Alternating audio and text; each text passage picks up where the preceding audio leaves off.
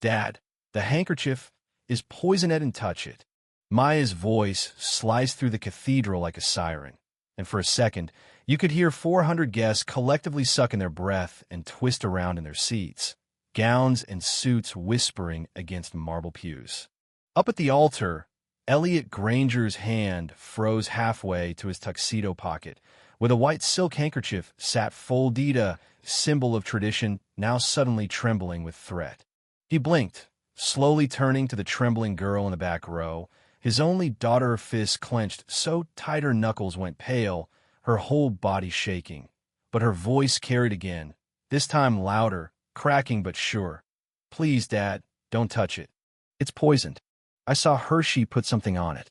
For a moment, the room hung between outrage and disbelief, all eyes swinging from Elliot to his fiancée Isadora, radiant in white, who managed to force out a soft laugh.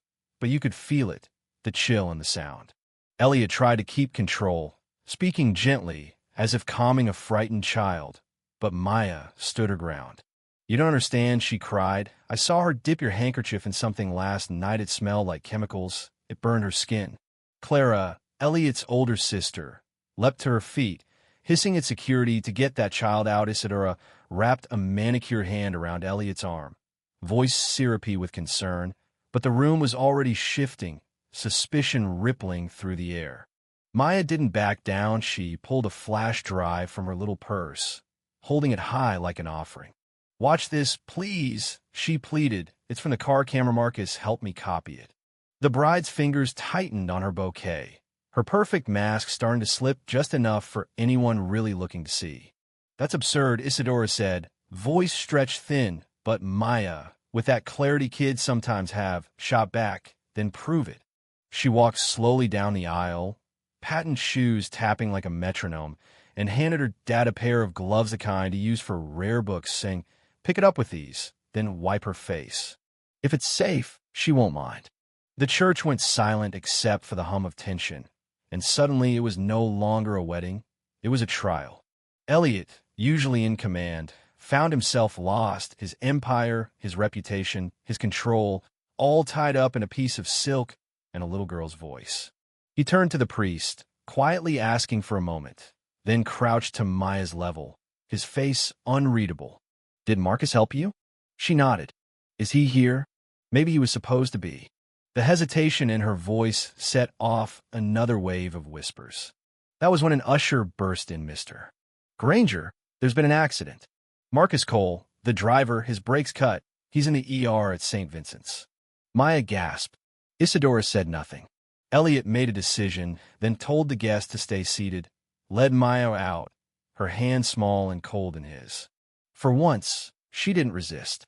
Down a quiet hallway, he asked for the whole story. Maya recounted everything. The late-night hallway, the chemical smell, Isadora's burned fingers, the overheard phone call about making it look natural, the plan to show the footage at the reception if she couldn't stop the wedding in time. Elliot listened, the weight of every moment sinking in. "Why didn't you tell me sooner?" he asked. "I tried," Maya whispered. "You didn't listen." They returned to the sanctuary, the guests abuzz. Elliot, voice steady but cold now, thanked everyone for coming and announced there would be no ceremony. Isadora's mask cracked, her voice sharp with accusatory, throwing this away because of that child. But Elliot, in his boardroom tone, ordered security to escort her to a waiting area. As she passed Maya, their eyes locked, no words, just a look of pure, icy hatred, and she let herself be led away. Some guests clapped, raw and relieved, and Elliot finally pulled Maya close, whispering, "I'm sorry I didn't believe you." This time, Maya let herself be held. 3 hours later, in the back of a black Lincoln, Maya sat silent, clutching the flash drive. Marcus had made 2 copies, she told Elliot, just in case. The car camera footage showed Isadora, alone, dripping a clear liquid onto the handkerchief, whispering into her phone about making it look natural, about how by the time anyone suspected, it would be too late. The number she mentioned, 800 million, chilled Elliot to the bone. Only a handful of people knew the new terms of his will. She knew. The The confirmation sent a tremor through him. She would have done it, he muttered. Maya shook her head. She wouldn't have waited. She said quietly she had a backup plan for the reception. At the hospital, Marcus, battered but alive, confirmed it had overheard Isadora talking about backup plans, about a Dimitri. Maya remembered the name too, from a dropped phone, a hushed conversation. Elliot's mind raced. The plot went deeper than he'd realized. That night, he watched the video with Marcus and Maya, hearing Isadora's voice on the footage as she calmly poisoned the handkerchief. No guilt, just calculation. The pieces snapped together. Maya, you saved me, he told her, and I promise from now on I'll listen. A detective arrived. Interpol had been searching for Isadora, real name Ilsa Volov, for years. She was tied to 3 suspicious deaths in Europe. The footage cracked open the case, and Maya would have federal protection. Elliot demanded armed guards, no exceptions. But when Maya asked, "Is it over?" Elliot was honest. It's just beginning. As the days went by, Elliot's world shrank to layers of protection around Maya.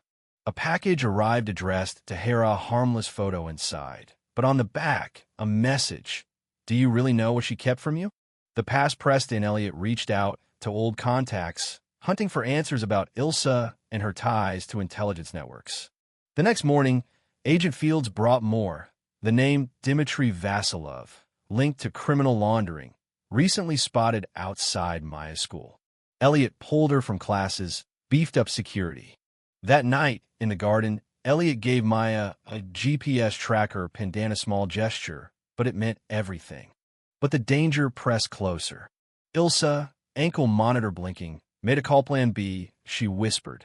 Execute. At 3 a.m., Elliot's phone rang. His old friend confirmed. Ilsa wasn't just a con artist, she was a black ops recruiter, and Maya wasn't biologically his. The photo in the package showed Ilsa, years ago, pregnant with Dimitri's child. Elliot's world turned inside out. Still, he loved Maya, told her so at breakfast, and promised nothing would change that. The investigation revealed Maya's medical file had been accessed. They were after her, not just Elliot. Fields advised preparing for the worst. Elliot decided to go on the offensive, driving Maya and Fields to Vermont, to the clinic where Ilsa had given birth, hunting for answers in records hidden for years. They found evidence, a birthmark matching Maya's, confirming everything. That night, Ilsa met with Dimitri in New York, plotting their next move. The real showdown would be at Elliot's annual gala, traps set for both sides.